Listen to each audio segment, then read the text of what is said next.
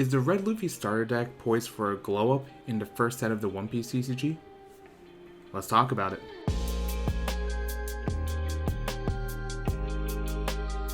What's up, captains? Welcome back to the other decks. My name is Casual Dobo, and today we're putting aside all the deck limited battle deck profiles and finally jumping in to OP01 Romance Dawn. That's right, we're arguably taking the worst starter deck of the four to come out and actually turning it into a very decent and, more importantly, competitively viable deck.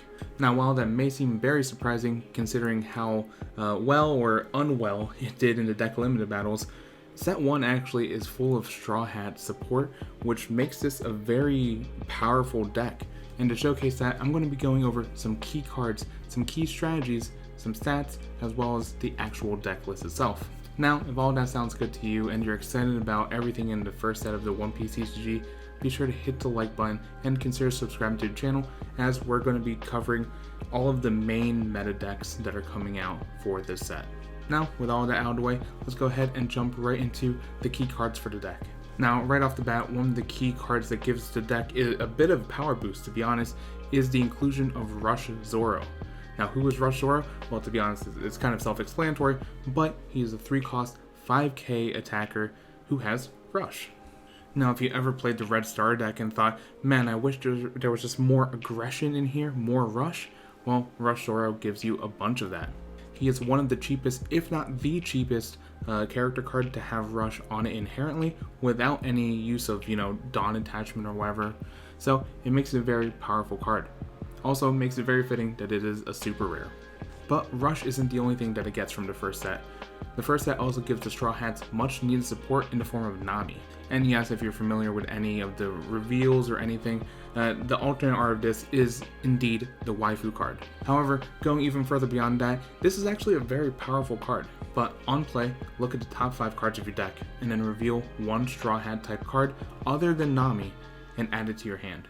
Then place the remaining at the bottom of your deck. So, if you're familiar with the green counterpart in Bonnie, Jewelry Bonnie, this is very much like that. But what makes this incredibly important is because this is one of the first reliable searchers that the Straw Hat crew has gotten. So Nami is instantaneously a 4 of, and we'll talk about ratios in a bit, but she is very important for how this deck sort of operates.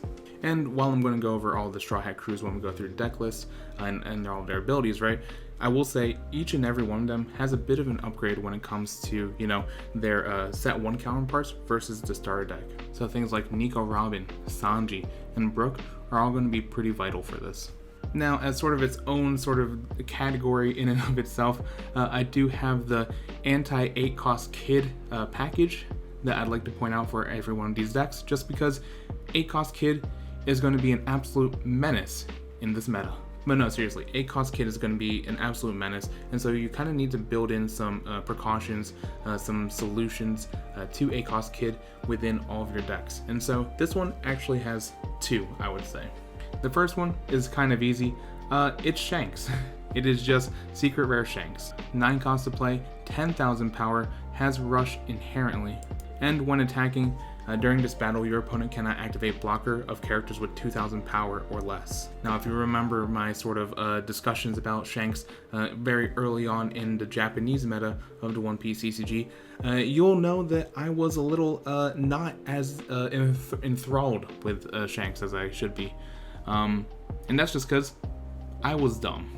But the biggest strength that these sort of high cost characters have is that they are big bodies. 10k power is nothing to sneeze at. Your opponent doesn't really have a whole lot of solutions to deal with it, and if it stays on the board for long enough, it'll do a lot of damage, especially the 8 cost kid. And so it is absolutely important that you include some big bodies like this in your deck, whether it comes in the form of a cheap vanilla or something like secret rare Shanks, just so that you can kind of deal with some of the heavier hitting characters that are going to be present in a lot of these decks. But that's not the only solution we have here. Alternatively, we have a Wombo combo that can potentially deal with that stupid character. As you can probably tell, I really hate 8 cost kid, but that's mostly because I'm a green player and I absolutely love it when I'm playing him. So inversely, I really hate him when I'm playing against it. But in order to deal with it, we have the Otama Jet Pistol combo.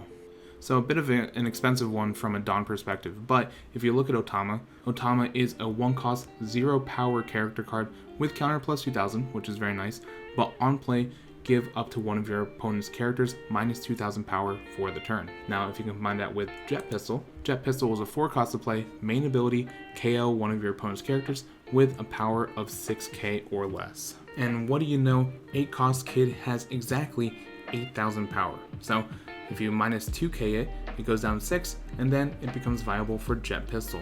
Now is 5 Dawn worth it to get rid of it? Absolutely, especially because it is not impervious to being removed by effects. And then real quickly, just to go into it, here is our Dawn curve and a couple statistics I want to talk about. First one is number of counters. It's still 28. Apparently we're never going to get rid of this number when it comes to the Red Luffy starter deck. However, another statistic I want to point out is the number of blockers in here. Yeah, we don't have a whole lot of counters, but we are running a total of 16 blockers. Remember when I said that this meta is going to be blocker heavy? I meant it. And I think that's the balance that you're going to have to try and find within the set 1 decks, is that if you don't have a whole lot of counters, you're probably going to have to balance that out with blockers. So with those inclusions, this goes from being, a pure aggro deck that it was in the starter deck and becomes more of a mid-range one where you bide your time before finding the perfect moment to strike. So with all that out of the way, let's go and jump into deck profile. But before that, I just want to give a huge shout out to the commanders of the Other Decks Grand Fleet, aka those who joined the membership of this YouTube channel. And those members are Ouija Bug, Jack, David, Solomon, Austin, Atlas, Q, and John. Thank you so much for joining the membership. Hope you're enjoying the emotes. And if you're watching this video, please give me your favorite emote down in the comments below. And for everyone else, if you're curious about the membership, go ahead and click the join button. It doesn't actually join automatically, but gives you the info of what we're providing and how much the membership is. And for those of you who don't know, this is actually very much like a Twitch sub, except cheaper, which is kind of nice. But anyway, with all that out of the way, let's go ahead and jump right into the deck profile. Alright, and here we are at the deck profile, and like we do with most of our deck profiles, we're going to start off with our leader card. So, Monkey D. Luffy from the starter deck, mono red, 5 life, 5000 power. At this point you probably know his ability, but activate main once per turn. Give this leader or one of your characters 1 rested Dawn. So if you remember from my starter deck breakdown and analysis, this is one of the main strategies that this Luffy is doing, is Dawn manipulation. Being able to utilize your Dawn in more than one way. Next up, we do have 4 copies of Otama. So like I said, this is a 1 cost to play, 0 power, which you might notice this is a bit different from anyone coming from Digimon, that something with 0 power isn't automatically KO'd in this game. Otama can exist, but we like Otama for 2 reasons. One, it is a 2k counter, which is one of the 12 2k counters that we're running in total in this deck. But also the on-play ability that I was talking about. On-play, give one of your opponent's characters minus 2k power for this turn. So we're primarily keeping it in hand for the defensive abilities, but also, if need be, we have a pretty powerful on-play ability. Next up, we do have 4 copies of Tony Chopper, who is our 1 cost to play, 1k blocker. Primarily here as our trump blocker. This is just an easy card to put down onto the field and then give us some extra protection against some, aggressive or even mid-range decks. Next up, we do have 4 copies of Nami. So Nami, like I said before, is a 1 cost to play, 2000 power, has counter potential plus 1000, which is nice. And then on play, look at the top 5 cards of your deck, reveal 1 Straw Hat Crew type card other than Nami, and add it to your hand. Place the remaining at the bottom of your deck in any order. So essentially Nami is our Straw Hat searcher. Very important for a deck that is primarily like 98% made up of Straw Hats. Don't quote me on the percentage, math is not my strong point. Moving on, we do have 4 copies of Bartolomeo. So Bartolomeo is a 2 cost to play, 2000 power, has counter potential plus 1000, but is once again a blocker. A pretty cool blocker at that. If you have 2 Dawn attached to it on your opponent's turn, it gains plus 3000 power, making it a 5k blocker. Now, to be honest, that effect is a little bit of a trap because for the most part, we just want Bartolomeo to, eat the strongest attack that's coming at us, right? And almost always with this particular deck, I'm never blocking with the idea that I hope the blocker survives. And so for the most part, I don't attach any Dawn to it when I use it. Next up, we do have 4 copies of Sanji. So Sanji is 2 costs to play, 3000 power. Once again, another counter plus 2k, which is very nice. But this one actually has a very interesting offensive ability. Activate main once per turn. You may add 1 card from your life area to your hand. This character then gains plus 2k power for the turn, then give this character up to 2 rested Dawn. So when it's all said and done, this is a 7k attacker when you're able to activate his ability and attack. Super powerful, and if you're, worried about playing against, Kaido decks, right, where they might just melt your life, you actually, can take a little bit of control, put that life into your hand, give you potentially another defensive card to play later on, while also making a very potent attacker. And obviously the counter 2k is an absolute bonus, so Sanji is a very, very good card for this deck. Speaking of 2k counters, we have 4 copies of Promo Luffy. So this is 3 costs to play, 3000 power, counter plus 2k. Dawn times 2, your turn, this character gains plus 2000 power. So once again, this is another 7k attacker when you attach 2 Dawn onto it. To be honest, I rarely use this, only, if I have nothing else to play really, or want to, put out a couple different cards out onto the field. But really, I just wanted it for the plus 2k. Now, for those of you looking at this card and wondering, where do I even get this? Don't worry, this is actually going to be part of the tournament pack promos that you get at the store tournaments. And so while you go to a tournament, these might be a little bit random. That does mean that these should be pretty readily available on the open market. Next up, we do have 4 copies of Nico Robin. So this is 3 costs to play, 4000 power, counter plus 1000. But Dawn times 1, when attacking, KO up to one of your opponent's characters with 3000 power or less. So yeah, Dawn times 1 obviously makes it a good attacker into your opponent's leader, but also you have the extra benefit of being able to KO one of your opponent's smaller characters. I think the primary target for this in most cases is going to be one of those cheaper chump blockers. But there is a whole list of very problematic characters that are 3000 power or less that you definitely want to see off your opponent's board.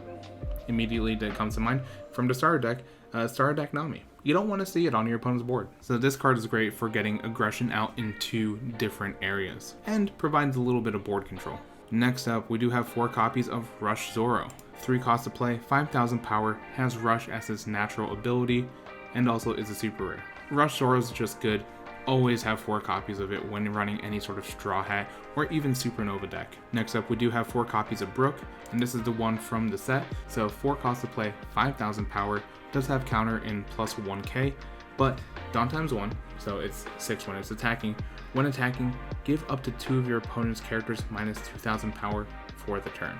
So as you can see, there is a bit of good synergy between this and Nico Robin, and could potentially be another good way of threatening the 8 cost kid, because if you were to attack into it and then give it minus 2k power, those are the same, and so attacker would win. Obviously your opponent can counter out of that, but subsequently, after the attack and battle has resolved, you can then play your jet pistol.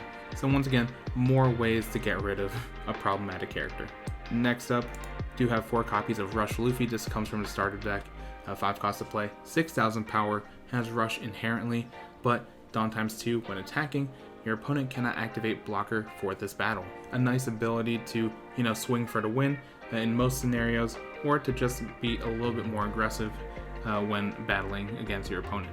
And then the last character I want to talk about is 4 copies of Shanks. So this is the secret rare for set 1, but 9 costs to play, 10,000 power, has Rush, and when attacking, your opponent cannot activate blocker on characters with 2000 power or less during this battle. But once again, this is primarily here, 1, for Rush, but also 2, it is a huge body that is very difficult to get rid of.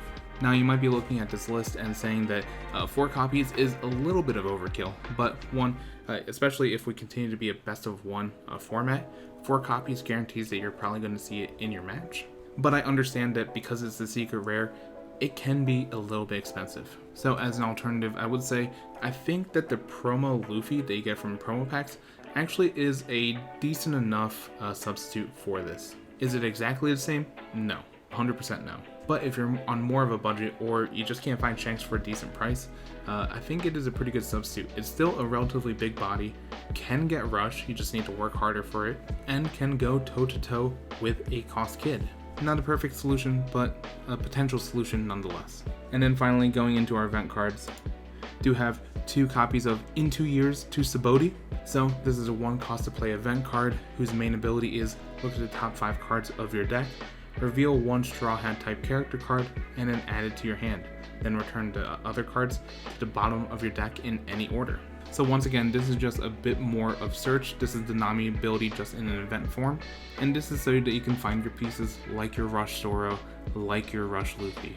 Unfortunately, the only things that you won't be able to target with this or find with this is Bartolomeo, Shanks, and then event cards as well. So we got 2 copies of that.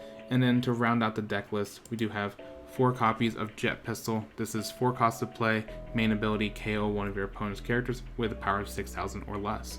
And then trigger, activate this card's main effect. So this is your single target removal, very important for getting rid of some very problematic things. 4 copies is a must. And there it is, that is the Red Luffy Starter Deck upgrade package for Set 1 Romance Dawn. Let me know what you think down below in the comments. Do you agree with the list, or what pieces would you sub in and sub out? Let me know, I'm curious to hear your thoughts. And if you enjoyed this video, please consider giving a like and subscribing to the channel, as we're going to be covering much more of the One Piece TCG and everything that's coming out in December for Set 1. Now if you want to take a look at some of the other decks that are available to you when the set releases, check out this video here. But anyway, thank you for your time, really appreciate it, and captains, remember, build what you like, play what you love. And I'll catch you in the next video.